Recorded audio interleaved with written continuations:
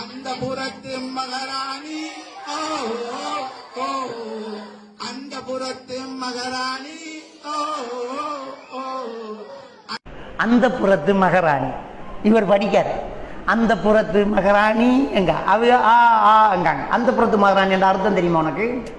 அடியே அவன் மேடையில நின்றுக்கிட்டு உன்ன வேசிங்கிறான். அந்த புறத்து மகாராணி என்றா என்ன? அரசனுக்கு செட்டாப்பு.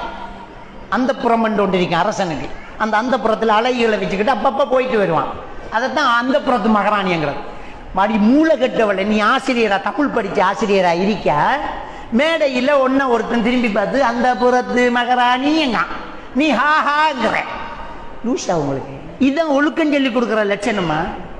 இந்த ஆசிரியர்கள் இப்படி ஒழுக்கம் கற்பிச்சா மாணவர்கள் நல்லா வருவாங்களா? நீங்க இப்படி பாட்டு படிச்சு டான்ஸ் அடிச்சா, கூத்து போட்டா, 2-3 ஆசிரியர்கள் சேர்ந்து குத்தாட்டம் போட்டா அந்த பிள்ளைங்களுக்கு ஒழுக்கம் பெறுமா? அந்த பிள்ளை நாளைக்கு ஒன்று கண்டோன்னா என்ன சார் கேட்பானா? என்ன சார் இந்த பக்கம் சீனி ஆக்குமா?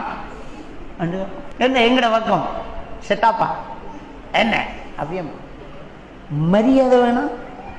பிள்ளைக்கு முன்னால வாப்பா டான்ஸ் அடிச்சா, உம்மா டான்ஸ் அடிச்சா பிள்ளைக்கு பாடம் சொல்லி கொடுக்கலாமா? ஒழுக்கம் சொல்லி கொடுக்கலாமா? நீங்க மேடையில் ஆசிரியர் சைவரால பெருக்குற இந்த வருஷம் ஃபுல்லா நீங்க படிச்சு கொடுத்தத ஆசிரியர் தண்டைக்கு சைவரால பெருக்கி டம் போட்டாச்சு. நல்லா வருவான் அவனு. கோவிக்காதீங்க, எல்லா ஆசிரியர்களும் இல்லை.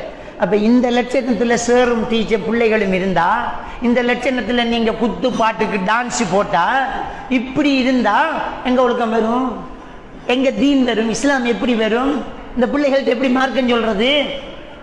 முதல்ல நாம நல்லா இருக்கணும், பெற்றோர்கள் நல்லா இருக்கணும்.